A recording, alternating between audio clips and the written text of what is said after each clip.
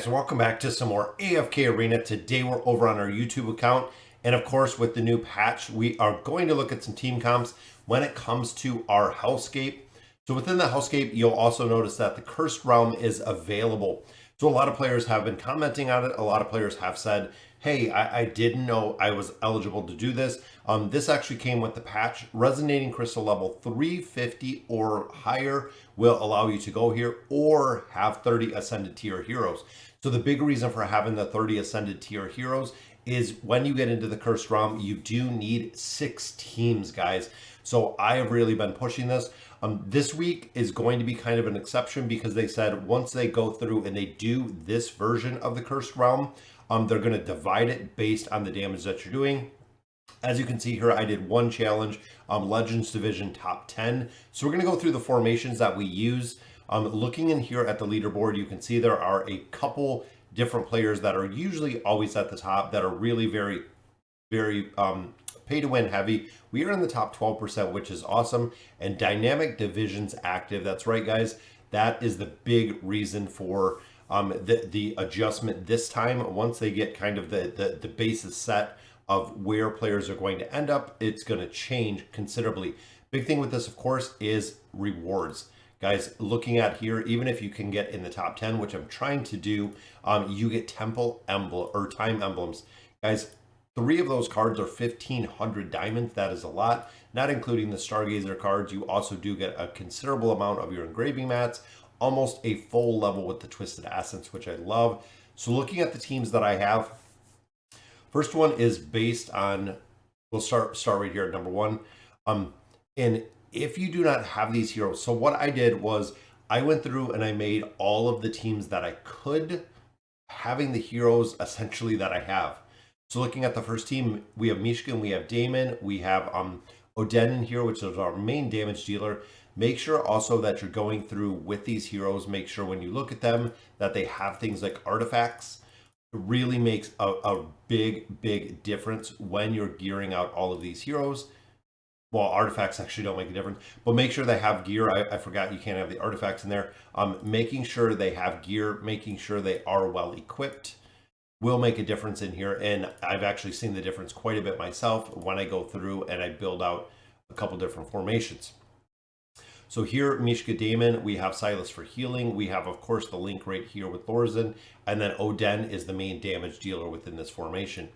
Second formation, we do Mortis in here with the regular dimensional. Big thing with this is he is a buffer. So as long as you're buffing Ions, keeping Arthur and Albedo up, you are going to do a considerable amount of damage. And we also have the big damage mitigation back here from Merlin.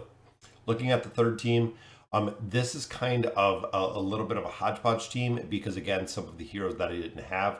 But Orthos really focusing on the freezing, the slowing aspect. Big thing in here is I don't have Santandra. I don't have her built, and Taylor is not quite where we want to, and I do not have Anoki either. You can actually do a formation with Antandra being in the last boss fight, but I changed it up a little bit here because, again, some of the heroes that I did not have, so we can actually drop Orthos in the front. He provides a crowd control, especially if you do have him built.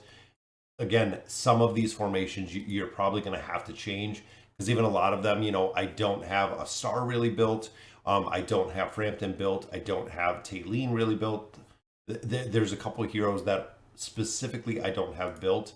This one is kind of focused on crowd control. You can see we have most of the heroes built. Big thing here is Helios. We do not have Helios built really at all. This is one of the big reasons why I've been looking for him and why I have been summoning for him, is to pick up a couple more copies so I can actually make him viable within these formations. Next one we look at, guys, I love this formation because you actually get to use Torn. So this formation is about the crowd control aspect. So we know that Hodgkin is a really big buffer. We know he brings some crowd control. We have a damage mitigation here with the Z's as well as the energy regeneration. Saurus with that plus 30 signature item can keep the team up. Torn in here with the bone spikes can do a considerable amount of damage. More real is exactly the same, putting up a ton of damage, but keeping this entire celestial formation kind of together.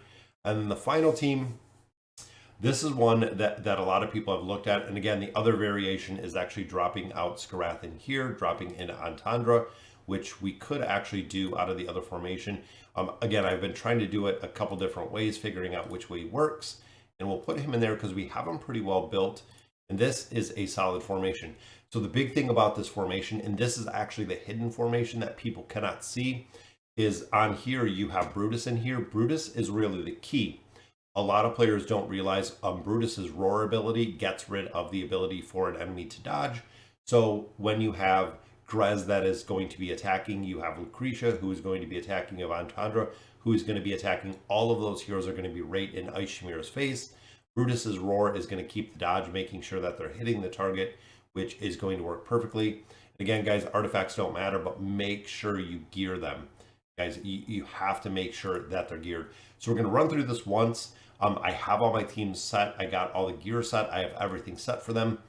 I'm going to have to go ahead and just rely on the RNG in this one to see exactly where we can go, because the teams are set for battle. We'll see what we can do here, guys. Again, we're trying to get into that top 10, which I love. I know some of the teams, like this one, again, kind of the RNG. It seems like I can't have Oden dying out early. He's really the damage dealer here. So I have to make sure Silas can keep everyone up, keeping some of the damage right there on Mishka and Damon. Because you also notice that as you as the team progresses, it can be kind of difficult to keep the teams. And also right there, guys, the enraged. So the more damage that you're doing within a formation, the higher this enraged counter is going to be. The higher the enraged encounter, of course, you're going to be taking more damage as a team, meaning eventually you're going to die. You can't put out damage too quick.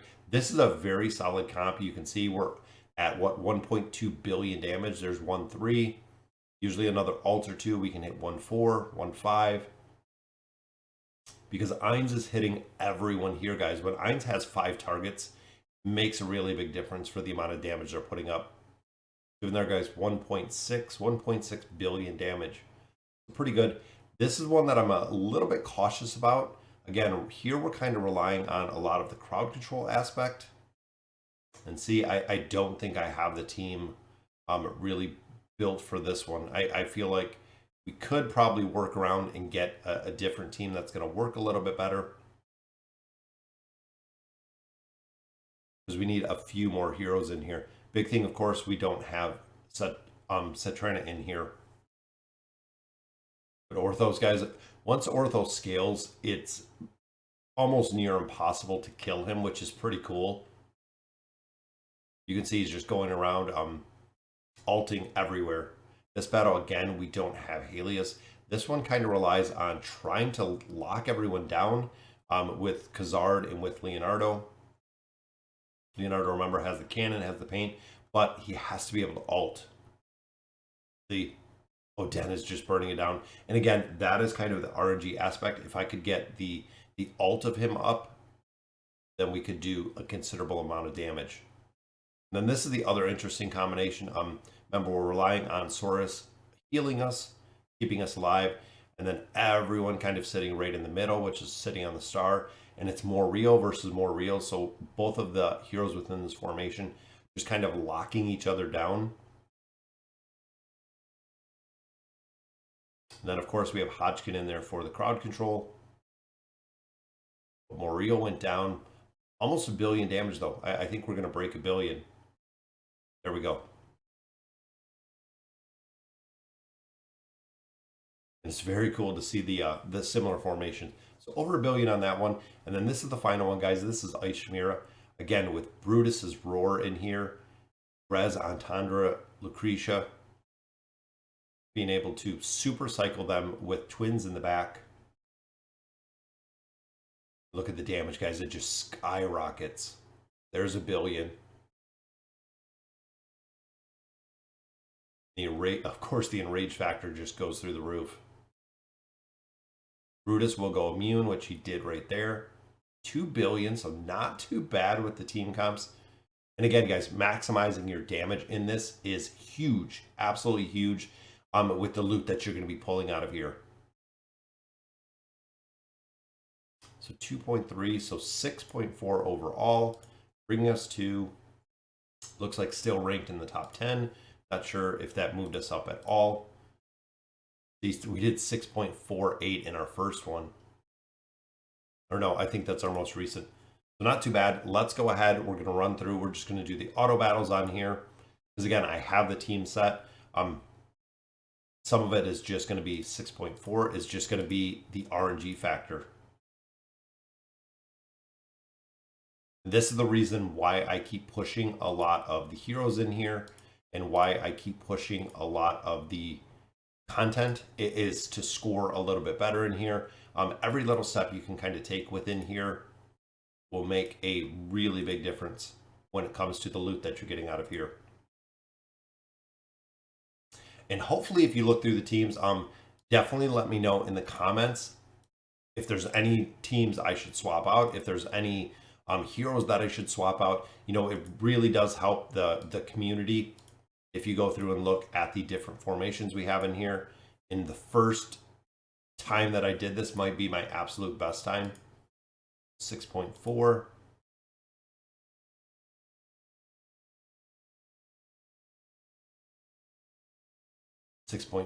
That might be, we have one challenge left, guys. We can always use a little bit of diamonds, do the reset on here to score a little bit better, but I'm hoping the final attempt is going to stay the same. I think that 6.4 was our best.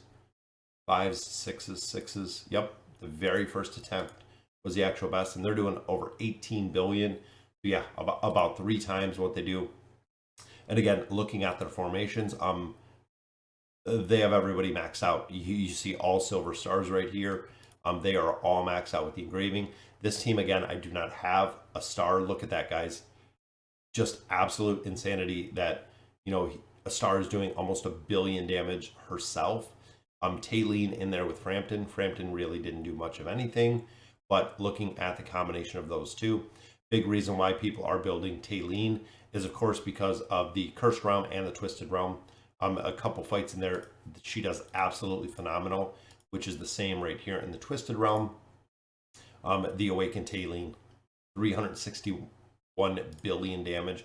Again, doing a considerable amount of damage in there with that Awakened Taylene. Might be a reason why I'm going to have to build her. But guys, that'll do it for today's video for the Cursed Realm. Again, let me know what formations are working in here, what you're using. I'd love to score a little bit more. Try to sneak into that top 10 would be very cool. Right now, I believe we're 12. We're in the top 12. So overall, guys, getting, you know, the top 20 or better without putting a ton of money into AFK Arena really seems good. So guys, again, let me know in the comments what you guys think. And as always, thank you guys for watching.